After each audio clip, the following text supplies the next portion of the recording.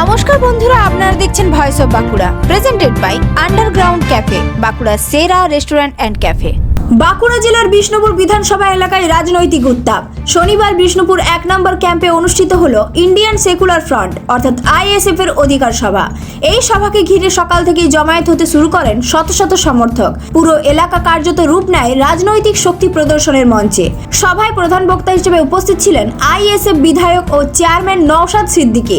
মঞ্চে দাঁড়িয়ে একের পর এক ইস্যুতে তীব্র আক্রমণ শানান তিনি শাসক দল তৃণমূল কংগ্রেস ও বিজেপির বিরুদ্ধে।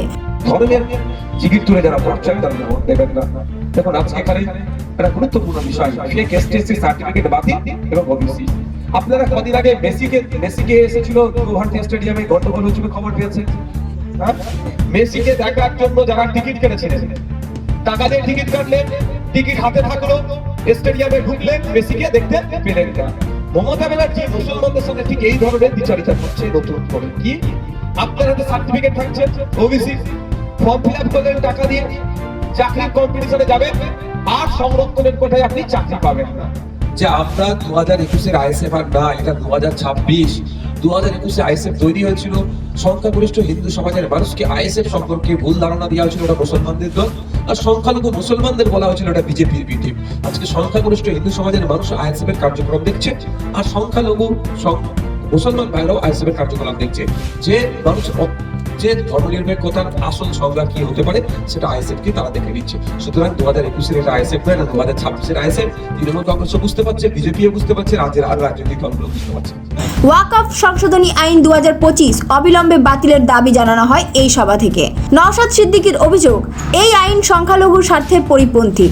এছাড়াও সভা থেকে একাধিক গুরুত্বপূর্ণ দাবি তোলা হয়। ভোটার তালিকার এসআইআর এর নামে সাধারণ মানুষের হয়রানি অবিলম্বে বন্ধ করতে হবে। ওবিসি সংরক্ষণ পূর্ণমাত্রায় কার্যকর করতে হবে। ফেক এসসি এসটি সার্টিফিকেট বাতিল করে প্রকৃত উপভোক্তাদের ন্যায্য অধিকার নিশ্চিত করার দাবি জানানো হয়। পাশাপাশি ভিন রাজ্যে কর্মরত বাঙালি পরিযায়ী শ্রমিকদের নিরাপত্তা ও মর্যাদা রক্ষার প্রশ্নও জোরালোভাবে তুলে ধরা হয়। নওশাদ সিদ্দিকীর বক্তব্যে উঠে আসে অভিযোগ, একদিকে বিজেপি অন্যদিকে তৃণমূল, দুই দলই সাধারণ মানুষের স্বার্থ উপেক্ষা করে রাজনীতি করছে বলে দাবি আইএসএফ নেতৃত্বে। এই অধিকার সভা থেকেই ঘটে রাজনৈতিক সমীকরণের বড় পরিবর্তন। তৃণমূল কংগ্রেস ও সিপিআইএম ছেড়ে মোট 8 জন কর্মী আনুষ্ঠানিকভাবে আইএসএফ এ যোগ দেন। যোগদানকারী সাদ্দাম হোসেন শেখ বলেন, এলাকায় উন্নয়নের অভাব, প্রতিশ্রুতি রক্ষা না হওয়ায় এবং মানুষের কথা না শোনার কারণেই তারা আইএসএফ এ যোগ দেওয়ার সিদ্ধান্ত নিয়েছেন।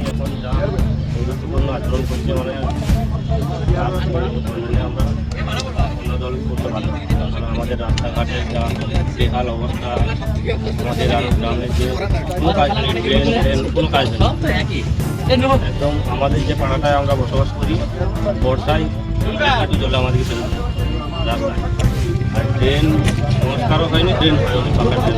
তিনি বলেন, এখানে মানুষের সমস্যা আছে কিন্তু কেউ শোনে না। আইএসএফ সেই কথা বলছে বলেই আমরা এই দলে এসেছি। পুরো অধিকার সভা জুড়ে বিপুল জনসমাগম এবং কর্মীদের উৎসাহ স্পষ্ট করে দিচ্ছে বাঁকুড়ার রাজনীতিতে আইএসএফ ধীরে ধীরে নিজেদের জমি শক্ত করছে। এই সভার বার্তা কতটা প্রভাব ফেলবে ভোটের ময়দানে, সেদিকেই এখন তাকিয়ে রাজনৈতিক মহল। এই ধরনের গুরুত্বপূর্ণ খবর সবার আগে পেতে আমাদের চ্যানেলটি সাবস্ক্রাইব করুন আর ভিডিওটি শেয়ার করতে ভুলবেন না। আপনার মতামত কমেন্টে জানান আর লাইক শেয়ার করে ভয়েস অফ বাঁকুড়ার পাশে থাকুন।